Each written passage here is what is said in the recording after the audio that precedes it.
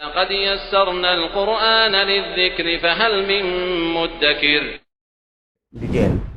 آج انشاءاللہ تعالی میں پگڑی کے متعلق بات کروں گا کہ آیا نماز کے اندر پگڑی پہننے کی کوئی فضیلت وارد ہے، اور جو حدیثیں بیان کی جاتی ہیں اس کی کنڈیشن کیا ہے۔ پہلے وضاحت سے پہلے میں بتا دوں کہ ان احادیث، جتنی بھی احادیث بیان کی جاتی ہے، جتنی بھی احادیثیں ہیں، جتنی بھی روایات ہیں پگڑی کی فضیلت کے متعلق، وہ تمام کی تمام ضعیف ہیں، ضعیف سے آگے بڑھ کے موضوع ہیں، گڑھی ہوئی ہیں۔ اور پگڑی کے متعلق احادیث کی کتابوں میں اگر آپ جھانکیں گے، احادیث کی کتابوں کو دیکھیں گے تو محدثین کرام نے پگڑی کے متعلق کوئی باب ہی نہیں باندھا ہے، یعنی کوئی چیپٹر ہی نہیں بنایا ہے، اور نہ ہی کوئی حدیث ذکر کی ہے کہ پگڑی پہن کر نماز پڑھنے میں ثواب زیادہ ہے وغیرہ وغیرہ۔ نہ قولی ہے، نہ قولی حدیث، نہ فعلی حدیث اس طرح کی، نہ کوئی تقریری حدیث اس طرح کی کوئی حدیث کی کتابوں میں نہیں ملتی ہے۔ لہٰذا اس بات کا بین ثبوت ہے کہ محدثین کرام نے اس کی کوئی اہمیت، محدثین کرام کے نزدیک اس کی کوئی اہمیت نہیں تھی۔ مطلب یہ ہے کہ نماز کے اندر اگر آپ ٹوپی پہنتے ہیں، پگڑی پہنتے ہیں، یا کوئی کپڑا رکھتے ہیں، یا ننگے سر پڑھتے ہیں، تمام کے تمام برابر ہے۔ بس اتنا ہے کہ اگر آپ سنت سمجھ کے پڑھتے ہیں، یہ سنت مؤکدہ نہیں ہے، کیونکہ رسول اللہ صلی اللہ علیہ وسلم نے ننگے سر بھی نماز پڑھا ہے، رسول اللہ صلی اللہ علیہ وسلم نے بغیر ٹوپی کے بھی نماز پڑھی ہے، اور اس کے علاوہ کپڑا رکھ کے بھی نماز پڑھی ہے، اور اس کے علاوہ پگڑی میں بھی نماز پڑھی ہے۔ لہٰذا آئیے ہم سب سے پہلے اس حدیث کو دیکھتے ہیں جس حدیث کے متعلق بہت ہی زیادہ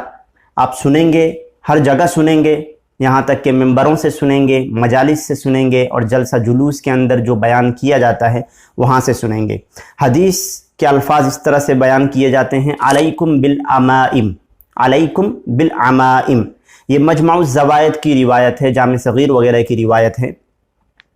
اس کا ترجمہ یہ ہے کہ حضور صلی اللہ علیہ وسلم نے فرمایا، لازم پکڑو پگڑیوں کو، علیکم تم پر لازم ہیں، بالعمائم پگڑیاں،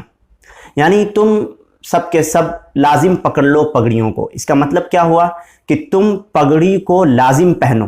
ضروری ہے کہ تم پگڑی پہنو۔ اس روایت سے استدلال کیا جاتا ہے کہ رسول اللہ نے فرمایا کہ تم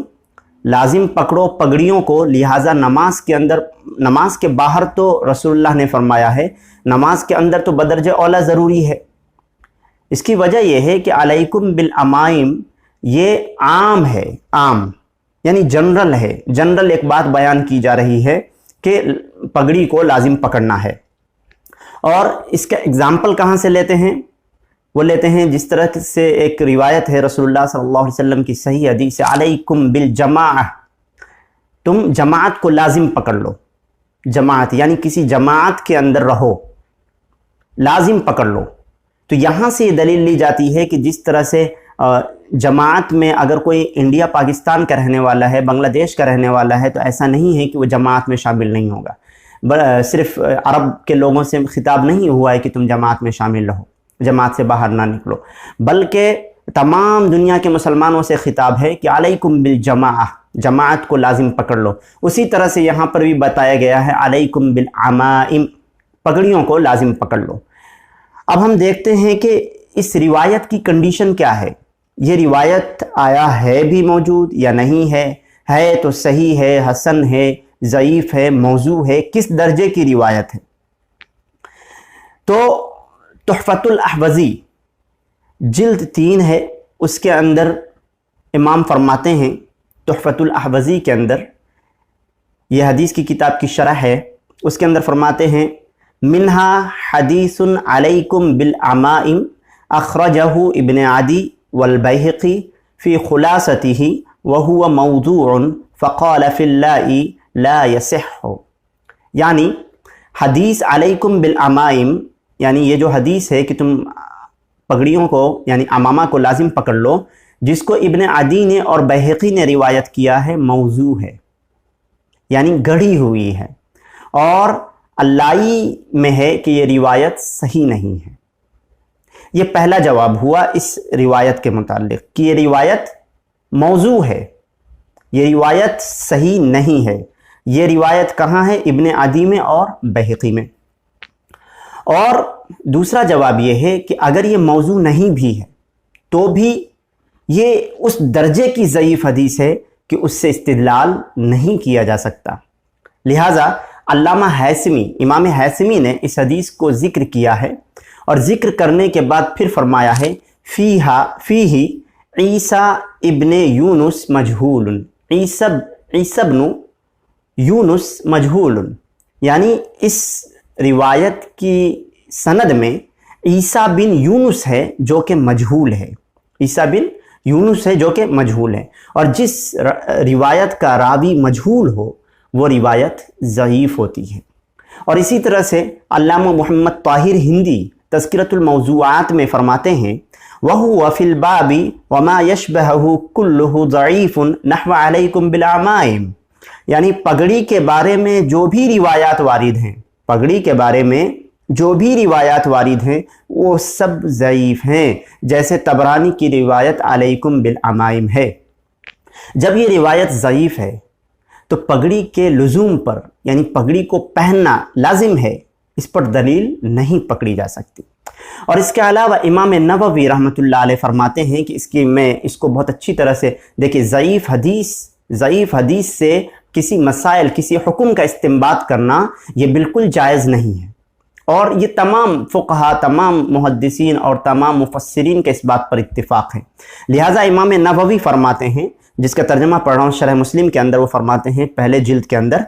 کہ جب ضعف معروف ہو، یعنی اس کی کمزوری جو ہے معروف ہو، مشہور ہو، تو اس سے استدلال کرنا جائز نہیں ہے، کیونکہ محدثین اس اصول پر متفق ہیں کہ احکام شرعیہ میں ضعیف حدیث سے دلیل نہیں لی جاتی۔ یعنی تمام محدثین کا اس بات پر اتفاق ہے کہ ضعیف حدیث جس کا ضعف، یعنی جس کا کمزور ہونا یہ مشہور ہو، یعنی محدثین کے نزدیک مشہور ہو، تو پھر اس سے استدلال کرنا، کسی احکام شرعیہ کا استنباط کرنا جائز نہیں ہے۔ اب آئیے معنوی طور پر، یعنی درایت کے اعتبار سے یہ روایت صحیح نہیں ہے۔ پہلے تو میں نے بتایا کہ یہ موضوع ہے، اگر موضوع نہیں ہے تو اس درجے کی روایت، یعنی ضعیف، حد درجے کی ضعیف روایت ہے، کیونکہ اس کا راوی جو ہے مجہول ہے، عیسیٰ بن یونس، اور کیا کہتے ہیں، اس کے متعلق جتنی بھی احادیث پگڑی کے متعلق آئی ہیں، بعض ائمہ کہتے ہیں کہ بالکل ہی ضعیف روایتیں ہیں۔ اگر معلوم ہے کسی شخص کو کہ یہ روایت موضوع ہے، اب پھر اس کے معلوم ہونے کے بعد اس روایت کو بیان کیا جا رہا ہے، تو اس شخص کا ٹھکانہ، آپ کو پتہ ہے کہ اللہ کے رسول صلی اللہ علیہ وسلم نے فرمایا کہ جس شخص نے مجھ پر جان بوجھ کر جھوٹ باندھا، جان بوجھ کر جھوٹ بولا، اس کا ٹھکانہ آگ ہے، جہنم ہے۔ اور کسی شخص کو معلوم ہے کہ یہ روایت ضعیف موضوع ہے، اور پھر اس روایت کو پبلک کے اندر بغیر اس کی کنڈیشن کو بتائے بغیر بیان کر رہا ہے اور اپنے مسئلے کی تائید میں بیان کر رہا ہے، تو وہ شخص بھی احد الکاذبین ہے، یعنی ان جھوٹوں میں سے ایک جھوٹا ہے، کیونکہ ایک جھوٹے شخص کی بات کو، اور جو کہ رسول اللہ صلی اللہ علیہ وسلم پر جھوٹ بولا ہے، اور اس روایت کو عوام کے سامنے، پبلک کے سامنے بیان کیا جا رہا ہے، اس کی کنڈیشن آپ کے سامنے بیان کر دی کہ یہ روایت موضوع ہے اور حد درجے ضعیف ہے۔ اب آئیے ہم دیکھتے ہیں کہ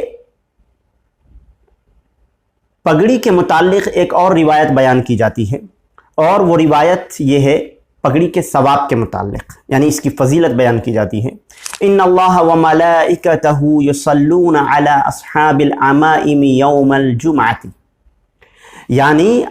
اس کا ترجمہ یہ ہے کہ پگڑیوں سے نماز پڑھنے والوں کے لیے فرشتے دعا مانگتے ہیں اور اللہ تعالیٰ رحمت نازل کرتا ہے۔ ترجمہ یہ صحیح نہیں ہے، لیکن ترجمہ کیا بیان کیا جاتا ہے؟ پگڑیوں سے نماز پڑھنے والوں کے لیے فرشتے دعا مانگتے ہیں اور اللہ تعالیٰ رحمت نازل کرتا ہے۔ ٹھیک ہے، میں نے پھر سے ترجمہ کیا کیا ہے کہ پگڑیوں میں نماز پڑھنے والوں کے لیے اللہ اور اس کے فرشتے دعا مانگتے ہیں اور اللہ رحمت نازل کرتا ہے۔ یہ لیکن کیا ہے، اس روایت کے اندر یوم الجمعہ ہے، جمعہ کے دن جو پگڑی پہنتے ہیں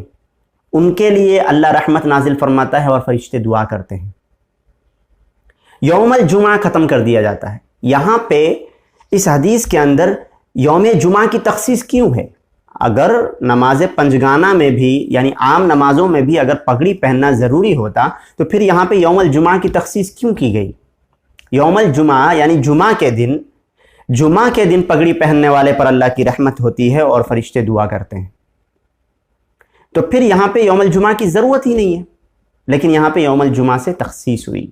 یہ تو درایت کے اعتبار سے میں نے جواب دیا ہے۔ اب اس روایت کی کنڈیشن ہم دیکھتے ہیں۔ یہ روایت درایت کے اعتبار سے جمعہ کے متعلق ہے،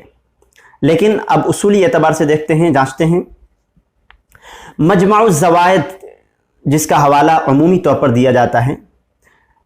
اس میں یہ روایت ہے، اور اس روایت کے بعد لکھا ہوا ہے جس کو بددیانتی کی وجہ سے اور کتمان حق کی وجہ سے چھپا دیا جاتا ہے اور بیان نہیں کیا جاتا ہے۔ لکھا ہوا ہے رواہ طبرانی فی الکبیر وفیہ ایوب بن مدرک قال ابن معین انہ کذاب، یعنی اس روایت کی سند میں ایک راوی ایوب بن مدرک ہے جس کو امام یحییٰ بن معین رئیس الناقدین رئیس المحدثین نے کذاب کہا ہے، یعنی جھوٹا کہا ہے۔ یعنی اس روایت کے اندر ایک راوی ایسا ہے جس کے اوپر کذب یعنی جھوٹ، بہت زیادہ جھوٹ بولنے کا الزام ہے، وہ اس روایت کو بیان کر رہا ہے، بس یہ روایت جھوٹی ہوئی، گھڑی ہوئی، من گھڑت ہوئی۔ اب اس سے استدلال کرنا کہاں تک جائز ہوگا؟ اسی طرح سے تذکرۃ الموضوعات کے اندر ہے کہ کذبہ یحییٰ وترکہ الدارقطنی وفی الذیل کذبہ ابن معین وقال ابن حبان روا عن مکحول نسخۃ موضوعۃ ولم یرہ، یعنی ایوب راوی کو امام یحییٰ نے جھوٹا قرار دیا ہے اور امام دارقطنی نے اس جھوٹے راوی کو چھوڑ دیا ہے، اور ابن حبان نے کہا ہے کہ اس نے امام مکحول سے ایک نسخہ روایت کا بیان کیا ہے جو بالکل تراشا ہوا ہے، جھوٹ پر مبنی ہے، کیونکہ مکحول کو اس نے دیکھا ہی نہیں ہے۔ اب بتائیے اس راوی پر اتنے بڑے بڑے محدثین نے، ناقدین نے الزام لگایا ہے جھوٹ بولنے کا، اور کیا کہتے ہیں جس راوی کو اس سے ملاقات نہیں ہے اس سے نسخہ بیان کرتا ہے، ایسا راوی ہے اور یہ روایت کو بیان کر رہا ہے۔ اب بات آتی ہے کہ یہ روایت ضعیف ہے، اور اس روایت کے ضعف کی وجہ سے اس سے استدلال کیا جا سکتا ہے اس کی فضیلت پہ، کیونکہ اس کے اندر فضیلت بیان کی گئی ہے، اور وہ بھی یوم جمعہ کی ہے، پنج وقتہ نماز کی نہیں، یوم جمعہ کی تخصیص ہے۔ لیکن ضعف کے متعلق، ضعیف روایت کے متعلق کیا ہے، اصل شرط کیا ہے، محدثین فقہا کیا شرط لگاتے ہیں؟ تدریب الراوی میں ضعیف حدیث قبول کرنے کی 3 شرطیں لکھی ہیں، جن میں پہلی شرط یہ ہے کہ اس روایت میں جس روایت سے استدلال کیا جائے گا اس روایت کے اندر سخت قسم کا ضعف نہیں ہو۔ اس شرط سے وہ ضعیف روایت خارج ہوئی جس کا کوئی راوی کذاب یا متہم کذاب ہو، اور وہ روایت جس کے راوی میں فحش غلطی ہو۔ اس روایت کے راوی میں ایوب جو ہے وہ یہ متہم بالکذب ہے، یعنی اس پہ جھوٹ کا الزام ہے۔ پتہ یہ چلا کہ یہ ضعیف روایت، یہ جو من گھڑت روایت ہے، اس کو فضائل میں بھی اس سے استدلال نہیں کیا جا سکتا۔ اب ہم تیسری حدیث دیکھتے ہیں جو کہ مشہور ہے۔ میں آپ کے سامنے پگڑیوں کے متعلق جو مشہور ضعیف احادیث ہیں وہی بیان کر رہا ہوں، بقیہ چھوڑ رہا ہوں، اور بھی بہت ساری جو روایتیں ہیں سب ضعیف موضوع درجے کی ہیں جس سے پگڑی کی فضیلت کے متعلق بیان کیا جاتا ہے۔ ایک روایت ہے حضرت ابن عمر رضی اللہ تعالیٰ عنہ سے، جس کا ترجمہ یہ ہے کہ نبی علیہ السلام نے فرمایا 25 نمازیں بغیر پگڑی کے پڑھنی اور ایک نماز پگڑی کے ساتھ ادا کرنی برابر ہے۔ 25 نمازیں بغیر پگڑی کے پڑھنی، یعنی آپ نے بغیر پگڑی کے 25 نمازیں پڑھی اور ایک نماز پگڑی کے ساتھ پڑھی تو دونوں برابر ہیں، یعنی کہ 25 نمازوں کا ثواب ایک پگڑی پہن کر نماز پڑھنے سے ملتا ہے، اور ایک جمعہ پگڑی کے ساتھ ادا کرنا 70 جمعہ بغیر پگڑی کے ادا کرنے کے برابر ہے۔ یعنی 70 جمعہ آپ نے بغیر پگڑی کے ننگے سر نماز پڑھی اور ایک جمعہ آپ نے پگڑی کے ساتھ نماز پڑھی تو ثواب آپ کو 70 جمعہ کی نماز کا ملے گا۔ یہ روایت حضرت ابن عمر رضی اللہ تعالیٰ عنہ سے بیان کیا جاتا ہے۔ اب یہ روایت تو بیان کیا جاتا ہے، اس روایت کی کنڈیشن کیا ہے؟ چلیے ہم مانتے ہیں کہ بعض مقررین جاہل ہوتے ہیں، اکثر جو مقررین جو لچھےدار تقریریں جلسہ جلوس کے اندر بیان کرتے ہیں اور ان کی تقریروں کے اندر الگ ہی رعب ہوتا ہے اور لوگوں کو مسموم کر لیتے ہیں، اپنی طرف راغب کر لیتے ہیں، اس طرح کی لچھےدار تقریریں بیان کرتے ہیں، وہ یتیم فی الحدیث ہوتے ہیں، ایتام فی الحدیث، یعنی حدیث کے معاملے میں وہ یتیم ہوتے ہیں، ان کو حدیث کا علم ہی نہیں ہوتا۔ جہاں سے اردو کی کتاب پڑھی، ہندی کی کتاب پڑھی، جس زبان میں کسی نے بھی کتاب لکھ دی، اس کتاب کو لیا، دیکھا کہ لچھےدار تقریر بن سکتی ہے اور اس میں لوگ جنون میں آ سکتے ہیں اور نعرے لگا سکتے ہیں، ان روایتوں کو، ان کہانیوں کو بیان کر دیا جاتا ہے۔ وہ تو یتیم فی الحدیث ہوتے ہیں۔ لیکن مشکل یہاں آ جاتی ہے کہ بعض حضرات حدیث پر عمل کرنے والے اپنے آپ کو کہتے ہیں اور حدیث پڑھاتے ہیں، پھر ان روایتوں سے استدلال کرتے ہیں، اور چوری اور کتمان حق، کتمان علم یہ ہوتا ہے کہ وہ روایت کی کنڈیشن کو بیان نہیں کرتے۔ لہٰذا یہ روایت امام شوکانی الفوائد المجموعہ کے صفحہ نمبر 187 میں اس روایت پر یہ لکھتے ہیں کہ ذکرہ فی المقاصد وقال انہ موضوع، یہ حدیث بناوٹی ہے، یہ حدیث بناوٹی ہے۔ لیکن وہ حضرات جو حدیث کے متعلق یہ باور کراتے ہیں کہ ہم حدیث کا علم رکھتے ہیں، ہم حدیث پڑھتے پڑھاتے ہیں، پھر اسی درس کے اندر اور اسی مجلس کے اندر جس میں حدیث کا درس دیا جا رہا ہو، اور پھر اس طرح کی موضوع حدیث سے استدلال کیا جائے، اور اس موضوع حدیث کو باضابطے پوسٹر میں بنا کے، چھوٹے چھوٹے پوسٹر بنا کے مسجدوں میں چپکایا جائے تاکہ لوگ اس پر آمادہ ہوں اور لوگ اس پر عمل کرنا شروع کریں۔ یہ اللہ کی پناہ، کیا ان کا حشر ہوگا قیامت کے دن، اور کیا جھوٹوں